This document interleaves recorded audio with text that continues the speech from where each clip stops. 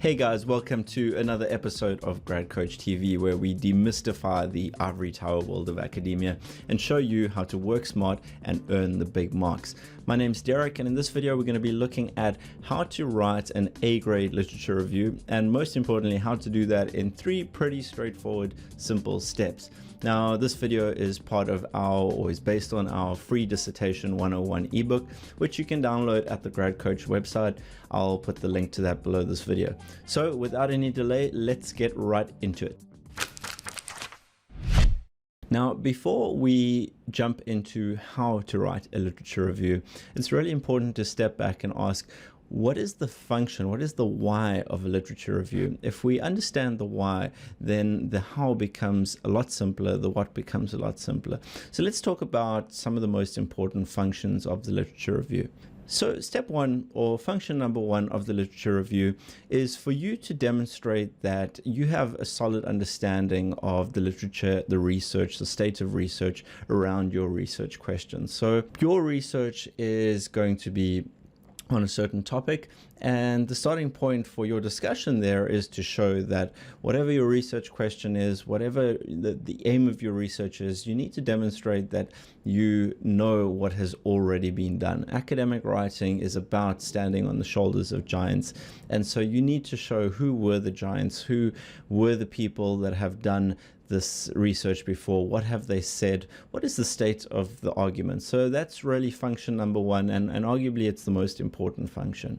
So let's look at function number 2. Function number 2, or the second why of a literature review, is for you to, from that basis of literature, to show that there is a gap, to show that there is a need for your specific research. So if you're doing masters or you're doing PhD research, regardless of the level that you're at, there's some requirement for originality. Generally, universities don't want you to research something that's been done 1,000,000 times, because what's the purpose of that? So what the literature review serves to do is for you to go and do the work and to figure out, where are the gaps in the literature? Where are the gaps in the research? How can I take a unique angle on something that's probably been done before, hopefully not done to death, but how can I take a unique angle in terms of context, or in terms of a specific country, a specific environment, etc., etc. So the second function of your literature review, and of you just reviewing the literature, the actual act of reviewing it,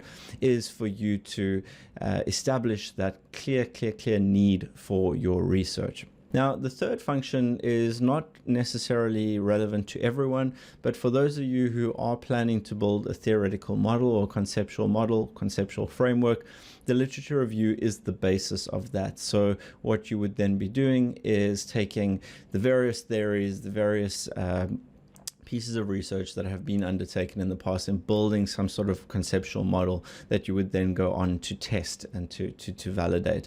Perhaps not relevant to everyone, but that is an important function if you are doing any sort of quantitative validation, testing, etc., etc.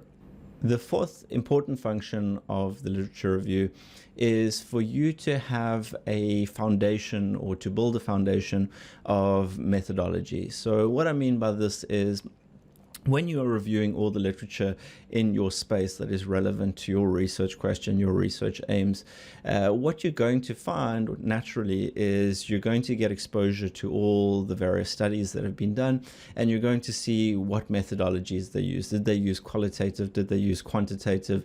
If they use quantitative, did they have well validated, well tested question sets? Did they publish questionnaires, etc., etc.? So the literature review gives you an opportunity to really dig into what's already been done and to build on that. Very often, if you're doing surveys, you can find, through your literature review, you can find good question sets, you can find a good set of scales that have decent Cronbach alphas and so forth. If this language doesn't make any sense, don't stress, we'll get to it in another video.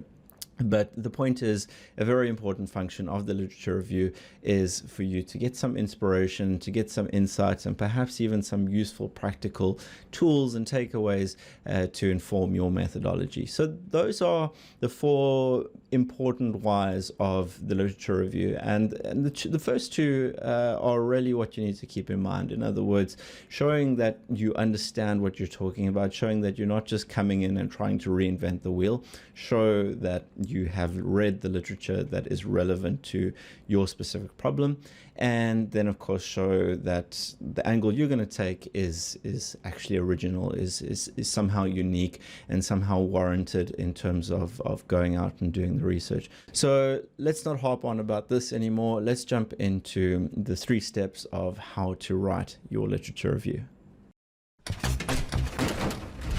Right, so on to step 1 of how to write your literature review. Step 1 is really no surprise. Step 1 is go out and find the relevant research. Probably sounds pretty obvious, but you'll be surprised how some people approach this. So step 1 is get out there and do the digging. Get out and find the research. Now, if you've already done your proposal and that's been accepted, then chances are you've got some sort of foundation of core literature already. But nevertheless, even though your proposal has been accepted, your university and your supervisor will expect that you go on and do more review, deeper review of what's the relevant literature. So in this section, we're going to talk about 4 pretty useful tactics to go out and find the relevant literature. This part of the process can really take a lot of time if you don't have the right approach to going out and hunting. You can waste a lot of time going down dead ends, and really no one wants to do that. This is a big project and you want to get through the literature as quickly as possible. So yeah, I'll talk about 4 techniques, 4 methods to find the literature, find the relevant research that's out there. So let's have a look at that. So method number 1 of finding the literature is what we call Google Scholar scrubbing. And really, there's nothing to this. You probably already are familiar with Google Scholar. If you're not, you can check it out at scholar.google.com. And Google Scholar is just a search engine for academic material, much like Google is a search engine for the rest of the internet. So Google Scholar is really a powerful search engine. It's using Google's technology. And so in terms of finding material that is super relevant to whatever keywords, whatever focal topic you're looking at, you can't beat Google Scholar. So Google Scholar is really great for getting that initial idea of what is the literature that's out there. What also makes Google Scholar really awesome is that they show the citation data. So in other words, how often has any particular journal article been cited? So this gives you a good idea of the authority and the credibility of any given article. So if there are specific requirements from your university in terms of the credibility of the content that you're citing, then you should definitely be paying very good attention to how many times each of these articles has been cited. So step 1 is get into Google Scholar and just search for any possible relevant keyword and have a dig through all of the articles that are there. A good way to figure out what's relevant is to have a look, open the articles that seem relevant in terms of their title, and have a look at the abstract, have a quick read through that. That will give you a decent idea of whether or not this is something that suits you or that fits within your research aims and objectives. So what you will find when you use Google Scholar is that some articles are totally free, easy to access. You click the link and open Sesame. There it is. It's accessible. And a lot of them you'll find are behind some sort of paywall. So you're going to run into that wall quite often. You might get lucky and you might find that everything you need is free and openly accessible, but you're likely going to run into a lot of dead ends in terms of hitting the journals where you have to pay, you have to log in, etc. So don't worry about that. At this point, what you want to do is you just want to take down the titles of all of these articles. If you can download anything for free, go for it, go and download it. But what you're going to do is take down these titles, take them down exactly as you see them, including the author name, date, etc. And Then head on over to method number 2, which is your university database or your university library. So every university will generally give you access to their licensed set of content. And this is usually quite broad. So most often what you'll find is that you're going to find a lot of content on Google Scholar, method number 1, and you're going to bring that to method number 2. You're going to go and copy paste that title exactly as you found it in Google Scholar. You go and copy paste that into your university's search engine, and then most often you'll find it there. You'll be able to access it there. If you can't, you might want to shoot an email over to your institution and just ask them, is there any way that we could get access to this article? What is really important when you use method number 2, in other words, your university's database, is that you copy paste the article title exactly as you see it. Now, the reason I say this is that unlike Google Scholar, the university databases and the university search engines are usually pretty basic, pretty rudimentary in terms of the technology they're using. So if you don't put the title in exactly as they have it in the article, there's a good chance that you're one word out and you're just going to totally miss the results that you need. It's going to look like they don't exist. So make sure that you copy paste exactly what is being shown there. So that's method number 2. Method number 1, Google Scholar, method number 2 go hand in hand very well. So let's take a look at method number 3. Method number 3 is what we call snowballing. Snowballing is really effective once you find a few core articles that are super relevant to your topic. So what snowballing is you download, you find 2 or 3 articles that are hyper relevant to whatever your research questions are, whatever your research aims are, whatever the focus of your research is. You get those 3 articles, you go to the end of those 3 articles, and as always, as in any journal article, there will be a list of references at the end. And this is usually just completely ignored or not even printed out by students, but really this is the gold mine, because this is showing you everything that article that was super relevant to you, it's showing you everything that's built on. So in other words, all the sources for you to go and unpack the foundations of that article. So what you do with those 2 or 3 core articles is you pay very close attention to the articles that they are referencing.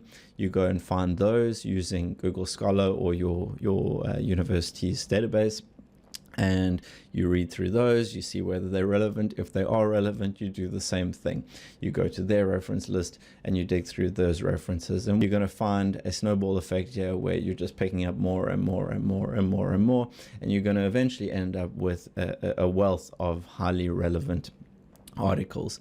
Generally what you'll find is as you snowball further and further, the article references might start getting older and older, because naturally articles are built on articles over time, and so it's just something to be aware of, that you might find that you start running into very old territory. So just be aware of that. Right, the final method for hunting down relevant resources, hunting down relevant articles, is pretty straightforward, and that's to have a look at other people's dissertations that are related to your topic. Now, ideally, you want to be looking at dissertations from your own institution, but realistically, you're probably not going to find too many articles or too many dissertations about your exact topic or your link to your topic within your own institution, unless it's a really big institution. So you're probably going to have to look at other people's dissertations from other countries or from other universities, etc., etc. The good news is it doesn't really matter too much, because at this point, all you're looking for is sources. You're not looking for inspiration about how they laid out their dissertation, how they connected various parts. All you're looking for is sources that are relevant to your research topic. So other people's dissertations are a great place to look, because obviously they've been in a similar situation and they've gone and had to do the work that you're currently doing. So there are various databases that you can look at in addition to your own school's database, EBSCO, ProQuest, etc. There's quite a few of them. What I'll do is include some links to the main ones below this video, so you can just check below this video and you can jump through to those. Dissertations generally are easy to access, free to access. Obviously, people are not charging money for them. So that is a great way to quickly look at other people's literature reviews that were in a similar space. A big word of warning through all of this is you are dealing with students' work. So you don't know that that student got a good mark, you don't know that they got a bad mark, all you know is that they passed. So do be careful when you're using this method. Do use common sense and don't rely too heavily on anyone's dissertation, but nevertheless use it as a starting point for finding relevant articles. So those are the three methods of finding the literature. That is step one. It is the most important. You can't do anything until you have gone and done the digging. So many students avoid the digging. It's hard work, it's painful, it's slow.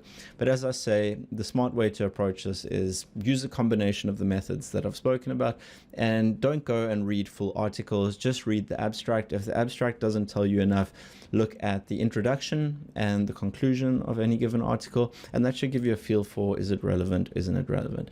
So that's pretty much step one in a nutshell, find the literature. So let's jump on to step two. Step two of how to write your literature review is that you now need to log, catalogue, and synthesize the literature. So three important functions, and they're essential as a next step. Now, I'm presenting these as step one and then step two. It's not necessarily sequential. What you will often do is you will find a whole lot of literature in step one, you'll start logging it, cataloging it, synthesizing it, and then some new thoughts will come up, and you'll potentially go back to step one, start looking for more literature. And so it might be a more iterative approach. In fact, it should be a more iterative approach, but I'm trying to simplify the process here and saying that step two is logging and cataloging and synthesizing the literature. So let's dig into step two. What do we mean by logging, cataloging, and synthesizing the literature? So step one is logging the reference information. Logging is really a simple activity, and all it means is you've gone and dug up a whole lot of articles, some of which are relevant, some of which aren't, and you can throw them out. But you've gone and gathered all of these articles, and the most important thing to do right up front now is to go and put that into your reference management software. Now, if you're not using a reference manager like Mendeley or Zotero or something like that, now is the time to learn how to use one, because you're just never going to manage your references any other way for a good dissertation or thesis. So we do have videos on both of those pieces of software. I'll include the links below this video. So step one is go and log all your information. What you'll find with a lot of pieces of software, specifically Mendeley, which you can check out that video on this channel, is there is a good deal of synchronizing and easy importing from the likes of Google Scholar or the likes of your university database. You can pretty easily import those references directly into Mendeley, so you don't need to physically go and type everything out. If you are doing importing, I would recommend you just run over it and check all the data that's been imported, make sure that it makes sense. Sometimes there can be small errors, sometimes there can be typos in the reference data, but overall the import tends to work pretty well. So step one, get all that data into your reference manager.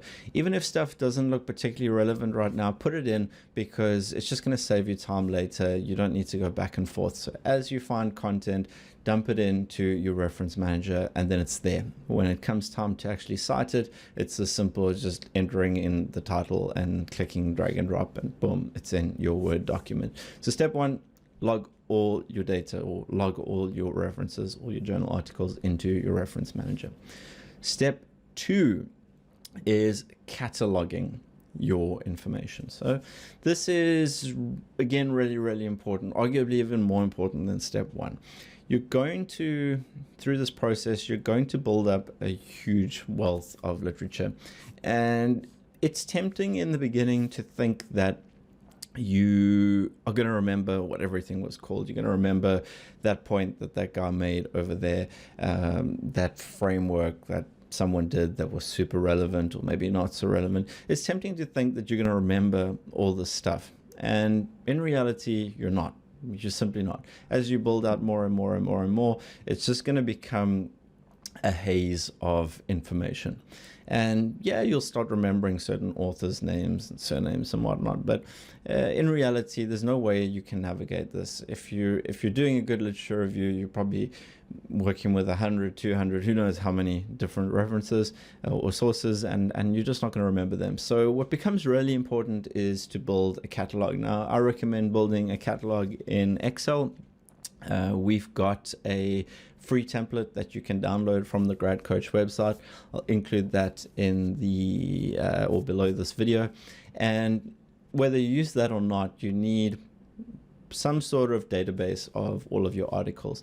And what that database needs to be is not particularly sophisticated, but it needs to be something that includes, for every article, it needs to include the authors, the date, the title, obviously, that core information, some sort of summary about what the article is about, some sort of summary about the key points, the key insights in relation to your topic, perhaps some summary of methodological components or suggestions or assets that you could use, and just any other notes about each article. And what you ideally want is for that to be split up over as many columns, in other words, to have as granular data as possible, so that you can go and you can sort and you can filter, so that you can sort, for example, by a certain time period, because your literature review might be in time order.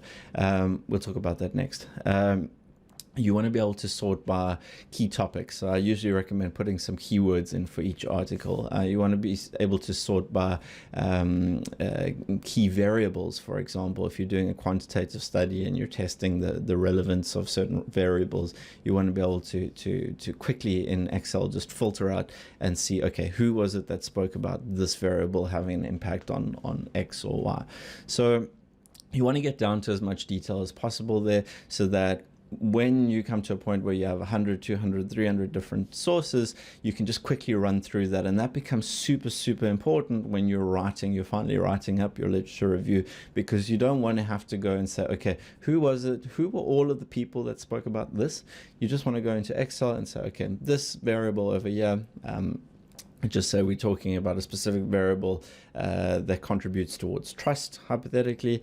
Let's say competence is that variable. Who were all of the articles, or all of the authors that spoke about trust, that spoke about competence being an antecedent of trust, for example. And then Excel would just go, well, these were the five authors, and then you can very quickly go and put together a really chunky piece in your literature review saying, these people spoke about it, and they had a slightly different angle here. So this is super, super important, and it's something that students tend to rush past because it feels like you're just doing double work, having to build a catalog and put all that detail in there, and then still having to go and write about it. But trust me, literature reviews take time, and over time you're not going to remember who said what. So very importantly, use a catalog, and as I say, if you don't want to build your own one, there's a free one you can download from the Grad Coach website. Whatever you do, build a catalog. Right, let's get on to step 3. So naturally, step 3 is to digest all of this content and to synthesize it in your mind. So far, you've gone and logged all your data into your reference manager. You've gone and cataloged the stuff into Excel. But it's tempting to think, okay, well, we've got it all. It's all there. Now let's just write up. But you've got to take a step back, and you've got to really spend your time synthesizing all of this information in your head, thinking about how does it all fit together. So this is an important step, and it's not one that I can give you too much prescription on. It's not one that I can give you too much advice about, but you've got to spend time in your literature. You've got to spend time thinking about how the research questions that you're asking are being answered by the current theory, by the current literature, the current research. How do all of these pieces fit together? Who's agreeing about what? What are people disagreeing about? How does everything fit together and what narrative am I going to write about this? So it's really important to give some thought to how it all comes together and piece it together in your mind. Start thinking about the arguments that you want to develop in your literature. Spend some time taking a step back, because up until now, everything you've done has been very, very focused on this article, and then this article, and then this article, and then this article. And what happens while you're doing that is that you start thinking, naturally, you start thinking in silos. So you want to take a step back from all of that, and you want to say, okay, how does it all fit together now? If I were to give a speech on all that has been said, how could I combine that into something that's cohesive, and how can I combine that into a narrative? Because that's what you're going to be doing in your literature review chapter. So take a step back, think about what is going on here. And this is not something that you'll do in one session. You're probably going to do it over a good few days, perhaps a few weeks. What I'd recommend is to use some sort of visual aid. Now, everyone's different, but I find that visual aids are super useful here. So what I mean by that is spend some time mind mapping all of these bits and pieces that you've got. You can use mind mapping software like FreeMind or any of the hundreds of apps that are available, or my preference is a nice big whiteboard and a marker, and just freehanding it and basically connecting this idea to that idea to this idea to that idea, and raising new questions, and just putting it all down in a visual format, trying to bring all of this stuff together visually. For me, works well because I can just keep track of everything that's being said, as opposed to trying to keep it in my mind. So whatever works for you, perhaps it's just sitting down and making notes, perhaps it's drawing up mind maps. Whatever you do, don't rush into now writing up, because what you're going to do is you're going to rush in and you're going to write a decent literature review because all the content's fresh in your mind, but you're going to fail to see how the things fit together. And that means synthesizing all of this content. And if you fail to see that, you're really not going to have a strong piece of literature or a strong literature review, because outsiders will be able to step in, take a zoomed out perspective and go, but what about this? Why didn't he talk about this? And the reason you didn't talk about that is because you were so narrowly focused in on these key variables here. You didn't take a step back and think about how it all fits together. So I know I'm harping on about this, but take the time to step back and digest and synthesize all of the information that's in front of you. So that is step 2 of the literature review process. Log it, catalog it, and then step back and synthesize all of this in your mind into some sort of big picture view. Right, step 2 done. Let's move on to step 3. Right, finally on to step 3, outlining and writing up. Finally, we're going to get writing, right? So it's really important to notice that I said 2 things there. 1, outlining. 2, writing up. Don't write up before you outline. I know it's really tempting at this stage. You've gone through all of these steps before. You've gone through all of the process, and you're just saying, I just want to get writing. I just want to get my thoughts down onto paper. I just want to get something, some sort of tangible product that I can give to my supervisor, give to my committee. I understand. But trust me, first step is outlining. Now, outlining can mean going back to your whiteboard and again doing things visually, or it can just be a Word document with a set of bullet points. Whatever your preference is, the most important thing is to figure out how you're going to structure your discussion up front. If you don't spend that time, what you're going to do is you're going to get writing and you're going to say a lot, but it's not necessarily going to be conveying things in an optimized fashion. It's not going to be necessarily conveying things in a way that is easy for a first-time reader to understand. And it is really important that you take the time to communicate well, because you've done all this work, and it's very easy for a student who knows their literature inside out to do a poor job of communicating that on paper, and that's obviously very sad because they've done the work, they've put in the effort, but they just didn't communicate it well on paper. So let me not harp on. The point is, spend some time outlining how you're going to approach your dissertation or how you're going to approach your literature review first. There are, broadly speaking, there's two ways that you can structure a literature review. One is by chronologically, so just structuring it based on how the narrative has developed over time. And that's suitable for some topics, for some research questions, etc.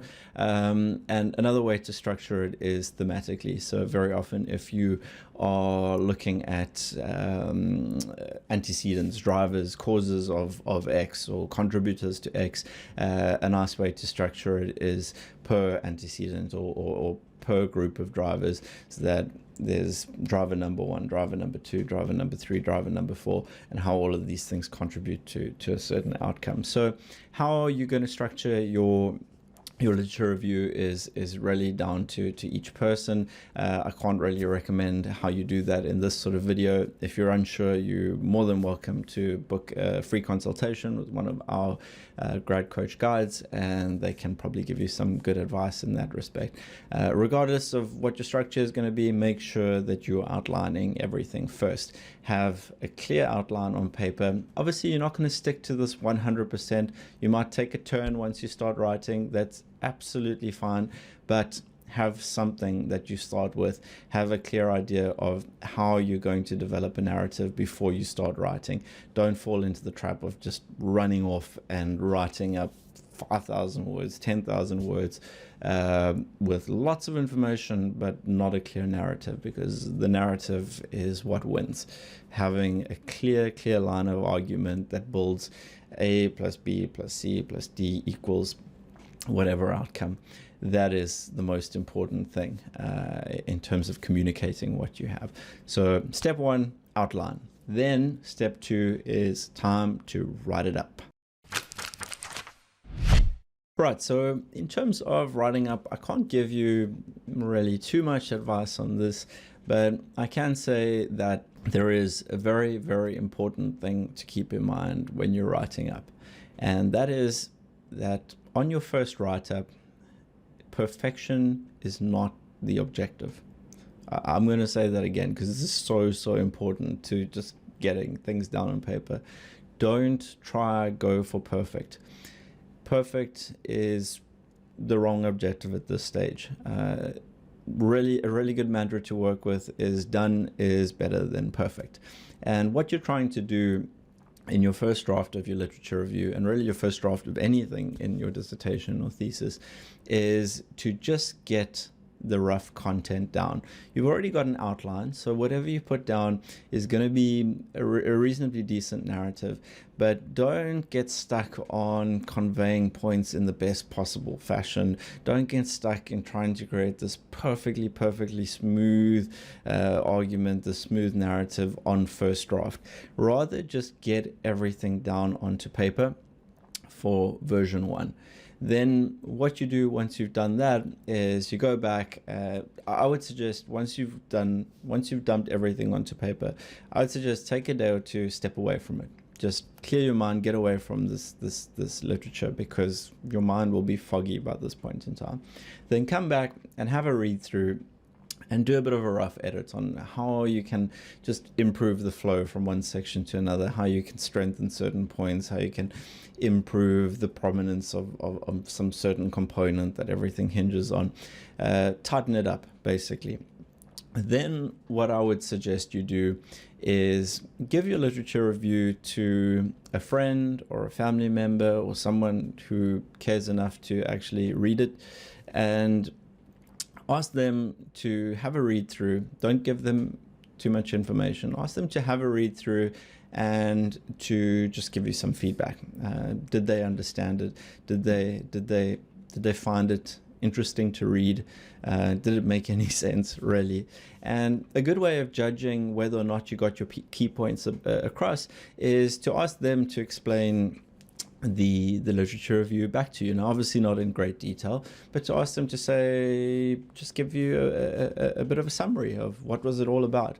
And what you'll see when you get that feedback from someone who's completely fresh, someone that hasn't been in the thick of all this literature, in the thick of your research topic, in the thick of a dissertation or thesis, what you'll get is a very clear indication of what points stuck, what points were clear, and what points were not clear. So that's super, super useful feedback. And this is why I say, if you're going to get a friend to look at your content, don't give them all of the information up front. Don't give them a warm-up. Just give them, here's my document. If there's some technical jargon that you need to explain, maybe you want to explain your research questions, that would be a good start, so at least they understand what you're trying to achieve. But don't give them the mini version. Give them your literature review and ask them to have a read of it. Whatever they tell you in response, whatever they give back to you when you ask them to explain it, that's going to give you a very, very good view of what points were strong, which points were clear, which arguments really need some propping up. So I would do that, then obviously do an edit after that. Maybe have a few friends that could give you feedback. Of course, the more the merrier. Once you've got that feedback, once you see what's lacking, do another tightening up of your document at that point, and then it's probably a good idea to send it off to your supervisor and get some feedback from them. You can also, of course, work with one of our research specialists at Grad Coach, and they can give you an in-depth critique before you send it off to your supervisor. That's up to every student. What is beneficial if you work with a professional beforehand is that they will iron out all the pretty straightforward issues, all the basic issues, and what that does is it clears up your supervisor's plate so that they can really focus on key issues as opposed to fairly rudimentary things. So it's up to you how you want to work that, but whatever you do, get that pretty tightened up document over to your supervisor and get the feedback from them before you go and tighten it up any further. That is pretty important. And depending on your university, you might have multiple review sessions with your supervisor. You might only have one. You've got to figure out how best to utilize that resource of supervision and feedback. But do pay a lot of attention to whatever feedback they give you, because very often the supervisor is the first marker. And so you want to be satisfying whatever requests they're putting in. So that is step 3. As I say, really important to outline, then get writing. But when you're writing, remember that done is better than perfect. Don't get stuck in trying to make things 100% the first time around. Just get your thoughts down onto paper and then tighten up, give to a friend, give to someone at Grad Coach, give to your research supervisor, and tighten up through the process. But don't try to write the perfect thing the first time, because you're just going to get stuck, you're just going to get writer's block, and you're never going to finish this thing. So there you have it. Those are the 3 steps of how to write a literature review. Really no rocket science here. This is all pretty straightforward stuff, but as I'm sure you've noticed, there's some key points to remember as you progress through this whole literature review process. To recap, start with why. Start with understanding what is a literature review all about, what is the purpose of the literature review. Then get on to going and digging up content, and I shared with you a good few techniques there, and there's some links below this video to help you with that. Find your content. Then step 2, log that stuff straight into your reference manager, catalog it into a detailed Excel spreadsheet. If you remember, we have a free one that you can use, link below this video as always, and then spend the time synthesizing all of it in your mind, perhaps on a whiteboard. Then step 3, finally get to the writing. But before you write, outline your argument, outline how you're going to structure this chapter, and then get writing, and don't worry about perfection. Get your arguments down on paper. 3 pretty straightforward steps to write a literature review. One last thing to say before we go. If you have any questions about your dissertation, thesis, literature review, any components of the research process, you are most welcome to drop us an email, and we'll do our best to give you an answer if we can. Our email address is hello@grad.coach. You can also book a free consultation with one of our research specialists. We have a group of really experienced and skilled PhD qualified research specialists that help students like you every day with their research. And you're more than welcome to grab a free consultation with them. Again, I'll put the link below this video. If you enjoyed the video, please give us a like, please give us a thumbs up, share it with your friends, subscribe to our YouTube channel, whatever works for you. And more than anything, we hope we provided you with some value in this video. So for today, or at least for this video, this is Grad Coach signing out. Bye.